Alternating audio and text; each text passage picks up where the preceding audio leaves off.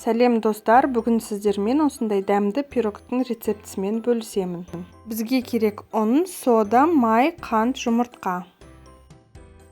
Жұмсақ сары майымыз бен қантты шанышқымен араластырамыз.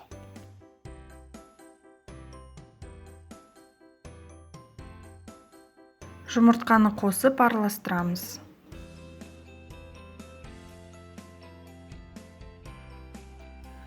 Уксусты содаға құямыз. Сода толықтай уксуспен реакцияға түскенде массамызға құйып, жақсылап тұрып араластырамыз.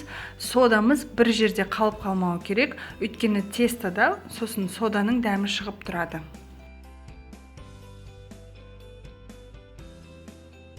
Ұнымызды електен өткізіп аламыз. Енді осы массамызға ұнды 2-3 бөлікке бөліп, араластырып, жұмсақ қамыр илейміз.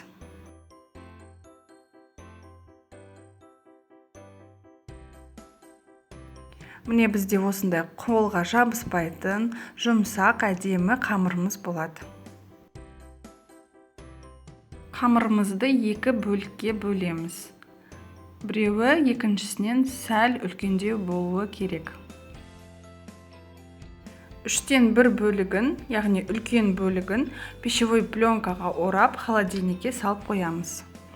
Ал кішкентай бөлігіне кішкене ұнды сеуіп, жақсылап илеп, оны майда бөліктерге бөліп, тоңазытқышқа салып қоямыз, жарты сағатқа қатуы үшін.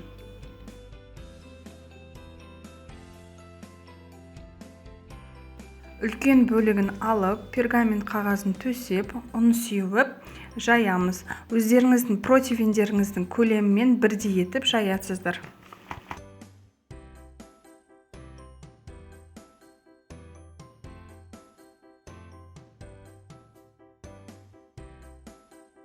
Міне осындай қылып жайып алдық. Енді үстіне салмасын саламыз.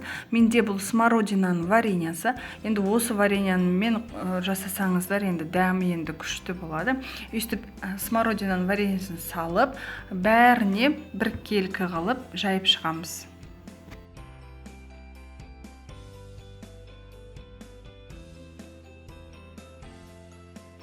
Енді тоңазытқыштан бөліп қойған қамырларымызды алып, біркелкі етіп, үккіштен өткізіп шығамыз.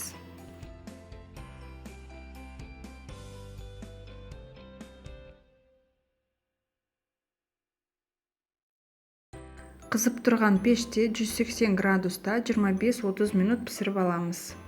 Біздің пирогымыз дайын болды. Жұмсақ, нәзік, өте дәмді. Смородинаның вареньясы енді ерекше дәм береді. Тез-тез шайға тәтті дайындау керек болса, осы пирогты дайындап көріңіздер, бәріне ұнайды. Лайк, подписки ұмытпаңыздар. Көп рахмет.